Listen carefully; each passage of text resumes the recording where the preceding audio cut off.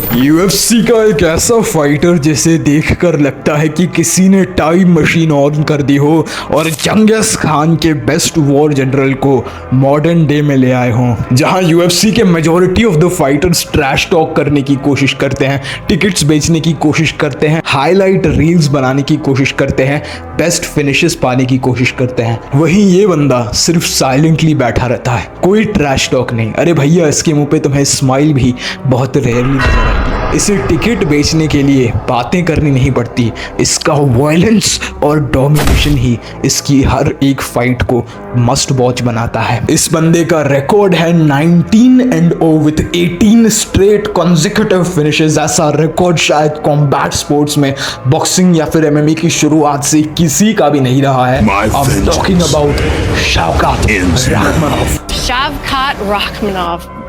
That man gives me chills. Chinese-looking Russian Shavkat. Oh, Shavkat Rakhmonov. Oh, my motherfucking He's the That most guy's under the radar scary. guy ever. He's the most under the radar guy ever because everybody's avoiding him, and he doesn't have a big name yet, but he should. 23 October 1994 Kazakhstan में शावकात राखमनोव का जन्म होता है। अब अगर तुम्हें पता नहीं है तो कजाकिस्तान एक सेंट्रल एशियन देश है जहां पे सोवियत कंट्रोल बहुत समय से बरकरार था। आसान शब्दों में कहूं तो ये ऐसा देश है जहां पे ज़्यादा तुम्हें मुस्लिम फेथ वाले लोग दिखेंगे, नोमैडिक लाइफ वाले लोग दिखेंगे, और ये काफ़ी समय से रशिया के अंडर था, रशियन एम्पायर के अंडर था, तो बहुत बड़ा रशियन इन्फ्लुएंस है और यहाँ के लोग रशियन बोलना भी जानते हैं। शावकात का ये कोल्ड नेचर और ऑक्टेगॉन के अंदर एक हॉट लावा बनने का नेचर कजाकिस्तान से ही आता है, क्योंकि कजाकिस्तान में भी बहुत ज़्यादा ठंड पड़ती है और बहुत ज़्यादा गर्मी। यहाँ पे आराम करने की कोई जगह नहीं है, बहुत ही बड़े मैसिव लैंड्स होते हैं, तुम्हें हंटिंग करनी पड़ती है, फार्मिंग करनी पड़ती है, नोमैडिक लाइफ होती है। शावकात के माँ बाप कोई बहुत ज़्यादा पैसे वाले लोग नहीं थे, उन्होंने शावकात को कभी कंफर्ट नहीं दी और शावकात को लाइफ का ट्रूएस्ट मतलब समझाया। शावकात राखमनोव ने बचपन से ही हर एक चीज़ सीखी है, बुचर करना, हंट करना, सर्वाइव करना, जैसे वो अपना पेट पाल सके, अपने फैमिली का पेट पाल सकें। ये एक ऐसी जगह से आते हैं जहाँ पे मर्सी, काइंडनेस के लिए, सॉफ्टनेस के लिए कोई जगह नहीं है, जहाँ पे अगर तुम ज़्यादा हंसोगे तो तुम्हें पागल समझा जाएगा। कजाकिस्तान के पेरेंट्स की एक सेइंग है, ज़्यादा प्यार बच्चों को कमज़ोर बनाता है और डिसिप्लिन उन्हें शार्पन करता है, और यही रूल से शावकात भी रेज हुए थे। चाहे सिचुएशंस कितनी भी बुरी हो जाएं, चाहे उनके सामने उनसे भी कितना बड़ा मॉन्स्टर खड़ा हो, उनकी आंखों में कभी आंसू नहीं आएंगे, ना उनके मन में कभी डर आएगा। इसी वजह से उनके सामने चाहे कोई भी आ जाए, उन्होंने यूएफसी ऑक्टेगॉन में एक कदम पीछे नहीं लिया, हमेशा फॉरवर्ड आते रहे किसी टर्मिनेटर की तरह। कजाकिस्तानीज एक्सक्यूजेस नहीं देते, जो चीज़ करनी है उसे करके रहते हैं और इमोशंस को अपने काम के बीच में नहीं आने देते हैं। They do it when they feel like it, they do it when they don't feel like it, they do it happy, they do it sad, because they just have to do it. Kazakhstan की ठंड, गर्मी, बंजर ज़मीन, बहुत ही ज़्यादा चलना, Hunt करना, ये सब ने शावकात राखमनोव को एक हार्ड टीनेजर बना दिया था, और इसी टाइम पे उन्होंने अपनी लाइफ में मिक्स मार्शल आर्ट्स को इन्फ्लुएंस करना, ऐड करना शुरू किया। शावकात ने कजाकिस्तान की लोकल जिम्स ढूंढी फॉर सेल्फ डिफेंस। अब कजाकिस्तान में ये जिम्स ढूंढना बहुत मुश्किल है, लेकिन एटलीस्ट कजाकिस्तान का फाइटिंग कल्चर इंडिया जैसा नहीं है।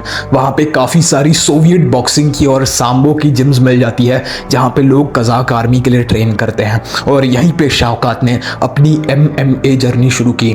सोवियत बॉक्सिंग एक पुरानी बॉक्सिंग स्टाइल है जो शावकात राखमनोव और ओराबाई नाम के UFC फाइटर यूज़ करते हैं। सोवियत बॉक्सिंग में स्ट्रेट पंचेस होते हैं, अच्छा डिफेंस होता है, इसमें ज़्यादा फ्लैशी चीज़ें नहीं होती, नॉकआउट चेस नहीं होते, लेकिन ये वॉर्स में काम आती है। स्ट्राइकिंग की एक्चुअल एसेंस सोवियत बॉक्सिंग से सीखी गई है। ये मॉडर्न डे बॉक्सिंग में तो यूज़ नहीं आती, लेकिन MMA में इसकी जगह है, क्योंकि इसमें MMA के वेरिड एलिमेंट्स जैसे लेग किक्स, हेड किक्स और किक बॉक्सिंग ऐड करना, मुआय थाई ऐड करना ईजी होता है। और शावकात ने काफ़ी यंग एज से कॉम्बैट, सांबो और जूडो को प्रैक्टिस करना शुरू किया था। कॉम्बैट साम्बो और जूडो की वजह से उनका क्लिंच वर्क और ग्राउंड पे सबमिशन का थ्रेड बहुत ज़्यादा बढ़ गया। उनकी रेसलिंग भी बहुत ज़्यादा ग्रूलिंग और टायरिंग हो गई। वो अपने अपोनेंट्स को प्रेशर करते थे और बहुत ही बुरी तरह से थका थका के फिनिश करते थे। शौकात ने लड़ाई तो शुरू कर दी, लेकिन कोई रिकग्निशन नहीं, कोई नहीं जानता। छोटे छोटे सेंट्रल एशियन और ईस्टर्न यूरोपियन प्रमोशंस पे जाकर लड़ना, जहां पर पैसे तो कम मिलते हैं और लाइफ अल्टरिंग डैमेज ज़्यादा। लेकिन शौकात डैमेज लेते कम थे और देते ज़्यादा थे। इनके पास काफ़ी सारे फिजिकल गिफ्ट्स थे। ये काफ़ी ज़्यादा लीन है, इनकी बोन्स बहुत ज़्यादा थिक है, इनके शोल्डर्स वाइड हैं, रीच बड़ी है। इन्हीं सारी एडवांटेजेस की वजह से ग्रूलिंग रेसलिंग और सोवियत स्टाइल बॉक्सिंग और इसके मिक्स एंड मैच की वजह से शौकात एक बहुत ही डेंजरस अपोनेंट बन रहे थे। कुछ टाइम बाद उन्होंने टीम दागिस्तान में ट्रेन करना शुरू किया और यहीं पर ही उन्होंने एक अलग लेवल रीच कर ली, जहां पर शौकात को रोकना नामुमकिन हो चुका था। टीम दागिस्तान ज्वाइन करके उनका साम्बो बहुत बढ़ गया, उनकी ग्राउंड सबमिशन थ्रेट और इसके साथ साथ उनकी किक बॉक्सिंग, जो उनके गेम का आज तक एक बहुत अंडररेटेड एस्पेक्ट है, काफ़ी ज़्यादा इंप्रूव हुई। वो अमेरिका में आए और UFC का कॉन्ट्रैक्ट मिला। कुछ फाइट से पहले नहीं बोलना और ऑक्टेगॉन के अंदर ऐसा वायलेंस और डोमिनेशन दिखाना कि कोई सोच भी ना सके। फिनिश आफ्टर फिनिश उन्होंने अपने अर्ली अपोनेंट्स को बहुत ही ब्रूटल तरीके से फिनिश किया था। उनकी अच्छी रीच, एक बहुत ही बड़ा फ्रेम और एक इंटिमिडेटिंग प्रेजेंस से कोई भी अपोनेंट उनके सामने नहीं टिक पा रहा था। He was a welterweight division boogeyman. उस टाइम पर हामजात भी इसी डिवीजन में लड़ा करते थे और ये एक ड्रीम फाइट थी जो सारे UFC फैंस चाहते थे, क्योंकि अब तक शौकात और हमजा टेस्ट नहीं हुए थे। लेकिन शौकात के लिए टेस्ट्स अब अराउंड द कॉर्नर थे। काफ़ी सारे जर्नीमैन और लो रैंकिंग फाइटर्स को हराने के बाद उनको वॉल्टर वेट डिवीजन के बड़े अपोनेंट्स मिलने लगे। सबसे पहले थे Stephen Wonderboy Thompson. Wonderboy की स्ट्राइकिंग बहुत ही ज़्यादा सो कॉल्ड वंडरफुल थी और उनके पास एक फ्लैशी नॉकआउट की स्टाइल थी। उनके पास काफ़ी अच्छी पावर थी और वो भी काफ़ी बड़े थे हाइट में। हमजात ने ये फाइट को रेसलिंग के साथ कंट्रोल किया। उनकी फाइट IQ अब बहुत ज़्यादा बढ़ चुकी थी और राउंड 2 में वंडर बॉय को बहुत ही बुरे सबमिशन से खत्म किया। पहला बड़ा challenge passed. No happiness, no sadness, no emotions whatsoever. Who is next? मुझे टाइटल से पहले कोई इमोशन नहीं दिखाने। ये तुम्हें क्रूजरवेट चैंपियन बीबोल में भी दिखेगा। यहाँ के फाइटर्स बहुत कम इमोशंस दिखाते हैं। हम लोग जीतते हैं तो खुश होते हैं, हारते हैं तो दुखी होते हैं। शौकात जैसे लोग किसी पत्थर की तरह होते हैं। ये गेम में इमोशंस के लिए कोई जगह नहीं है। Too cold. Yeah, because I think that emotions most of the time doesn't help us to deal with something. Of course, emotions is like spices for your life, but when you have some hard situation, you shouldn't use your emotions. This is how I think. अब शौकात का सबसे बड़ा test उनके सामने था। UFC को देखना था कि शौकात सही में एक एक्चुअल कंटेंडर है और उन्हें एक मॉन्स्टर में डाला गया जिसका नाम था जेफ नील। जेफ नील शौकात से 30 पाउंड हैवी थे इस फाइट नाइट पर और शौकात के लिए जेफ नील बहुत ज़्यादा ट्रबल लाने वाले थे। उनकी क्रिस्प बॉक्सिंग ने शौकात की सोवियत स्टाइल को फिगर आउट कर लिया। शौकात की रेसलिंग जेफ नील पे काम नहीं आ रही थी। पहला पूरा राउंड वो डोमिनेट हुए। जेफ नील ने शौकात को फिगर आउट कर लिया था। He was in deep trouble. उन पे एक इतना क्रिस्प कॉम्बिनेशन लैंड किया जो 99% ऑफ वॉल्टर वेट्स को सुला दे। मगर शौकात वॉज ए टर्मिनेटर। उन्हें तुम अपने बेस्ट शॉट्स मारोगे तो वो हंसेंगे और उन्हें रोकने के लिए तुम्हें एक न्यूक्लियर मिसाइल लगेगी। फाइनली राउंड 3 में जेफ नील ने अपने बेस्ट शॉट्स लैंड किए। वो कह रहे थे कि मुझे क्या करना पड़ेगा इसको हराने के लिए और इस टाइम पर शौकात के अंदर का मॉन्स्टर जाग गया। उन्होंने जेफ नील को पिक अपार्ट किया इन स्ट्राइकिंग, स्पिनिंग बैक किक्स और ऐसे स्ट्राइक्स जो हम शौकात जैसे आदमी से एक्सपेक्ट ही ना करें। उनकी डेक्सटेरिटी और किक के टाइम पे स्टेबिलिटी इतनी ज़्यादा है कि कोई सोच भी ना सके। और फाइनली एक ब्रूटल क्लिंच और एक स्टैंडिंग चोक और जेफ नील को खत्म कर देते हैं। It was one of the most brutal finishes in MMA history. At this time Shavkat Rakhmonov has a record of 18 wins and 18 finishes. उनके रिकॉर्ड में कोई भी दाग धब्बा नहीं है। This is the greatest record to ever exist in combat sports, not in just MMA, combat sports. Muhammad Ali से लेकर पुराने से पुराना बॉक्सर भी 18 कंटिन्यूस विन्स नहीं ला पाया है। With 18 continuous finish finishes. Shavkat की सबसे बड़ी प्रॉब्लम तो उनकी इनकंसिस्टेंसी है। वो काफ़ी कम लड़ते हैं, लेकिन जब भी लड़ते हैं बहुत मज़ा आता है। इसी वजह से UFC काफ़ी ज़्यादा डर रही थी उन्हें एक चैंपियन के अगेंस्ट डालने से। कुछ कमारू उस्मान बहुत ही ज़्यादा एक्टिव चैंपियन था, लेकिन कमारू के जाने के बाद जब बलाल मोहम्मद चैंपियन था तो UFC के वेल्टरवेट डिवीजन में एक स्टिंक फैल गई थी, बिल्कुल बदबू सी आ रही थी। किसी को बलाल मोहम्मद पसंद नहीं था। Everyone needed Shavkat to be the champion. UFC ने बुक करी fight between Shavkat Rakhmonov and Ian Garry. दोनों अनडिफीटेड थे, दोनों के किक बॉक्सिंग क्रेडेंशियल्स बहुत ज़्यादा थे। One is Irish, another is from the land of Kazakhstan. और ये फाइट शायद MMA को हाईएस्ट लेवल पे रिप्रेजेंट करती है।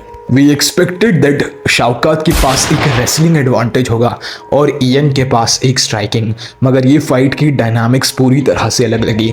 इयन गैरी काफ़ी ज़्यादा रिजर्व स्ट्राइकिंग कर रहे थे। उनकी स्ट्राइकिंग हमेशा से ही ऐसी स्टाइल रही है। वो कार्लोस प्रातेस या फिर ऐसे फाइटर्स जो बहुत ज़्यादा डेंजरस हैं उनके सामने रिजर्व रहते हैं, अलॉन्ग विथ MVP। तो उनकी स्ट्राइकिंग का ये सबसे बड़ा फ्लॉ शौकात ने एक्सपोज किया। उनके रिजर्व नेचर पे उन्होंने बहुत ही बड़े बड़े हुक्स लैंड किए और इयन को वॉबल किया इन राउंड नंबर 1। राउंड 2 में ये फाइट इवनली चल रही थी। शौकात ने इयन को काफ़ी बार टेक डाउन करने की कोशिश की, लेकिन इयन ने इन सारे टेक डाउन्स को स्टफ किया। हबीब हमेशा डबल और सिंगल लेग शूट करते हैं, शौकात हमेशा clinch based take downs use करते हैं। दोनों की रेसलिंग स्टाइल काफ़ी ज़्यादा अलग है। Khabib is a free style wrestler और शौकात की सोवियत सांबो रेसलिंग का एक मिक्स है जिसमें क्लिंच वर्क बहुत ज्यादा है। फाइनली राउंड 3 में इयन गैरी होते हैं जो शौकात को एक बहुत ही डीप रियर नेकेड चोक में डालते हैं। I still do not understand how he survived this choke, but he did. Came out of the choke and won a decision against Ian Machado. Gary became the number 1 contender, लेकिन कभी title के लिए उन्होंने लड़ाई की नहीं। It is one of the biggest what ifs कि अगर वो उस टाइम पर टाइटल के लिए लड़ते और JDM नहीं लड़ते तो क्या होता। उनकी इनएक्टिविटी ने उनको एक टाइटल शॉट कॉस्ट किया जिसके लिए उन्होंने लड़ाई भी की थी। It was not like Arman Tsarukyan जिन्हें नंबर 1 कंटेंडर का शॉट ही नहीं दिया गया। वो नंबर 1 कंटेंडर बनने के बाद खुद ही नहीं लड़े। सोर्सेस कहते हैं कि उनकी फैमिली में कोई प्रॉब्लम आई थी, कोई कार एक्सीडेंट हुआ था और उन्हें एक मैसिव बैक इंजरी थी। जो भी था, I wish the best for Shavkat Rakhmonov and I believe कि शौकात रखमनोफ कभी ना कभी चैंपियन बनेंगे। ये चीज़ काफ़ी ज़्यादा हार्ड है जब इस्लाम मकाचेव चैंपियन है, लेकिन अगर कोई और चैंपियन होता तो मैं गारंटी के साथ कहता था कि गिव हिम शौकात रखमनोफ और ये बंदा हारेगा। JDM, प्राटेस, Morales, Ian Gary matter नहीं करता। तो मैं एक चीज़ नोटिस करोगे कि UFC का वेल्टरवेट डिवीजन सबसे ज़्यादा कट थ्रोट और डीप रोस्टर का डिवीजन है। यहाँ पे बहुत ज़्यादा कंपटीशन है और इस डिवीजन में एक मॉन्स्टर बनना बहुत ही बड़ी बात है। इतने लोगों को फिनिश करना बहुत ही बड़ी बात है। अगर तुम्हें ये वीडियो पसंद आई है तो प्लीज़ लाइक करो, सब्सक्राइब करो और मुझे एक इंपॉर्टेंट मैसेज देना है। मैं काफ़ी ज़्यादा शॉर्ट्स पर फोकस करने वाला हूँ बिकॉज ये लॉन्ग वीडियोज़ बहुत ही ज़्यादा एफर्ट लेती है और मेजॉरिटी पर एक कॉपीराइट आता है। जब मेरी शॉर्ट्स में ग्रोथ हो जाएगी तो मैं इन लॉन्ग वीडियोज़ को कंटिन्यू करूँगा। आई लव यू ऑल मेरे भाई। God bless. I will see you at the top.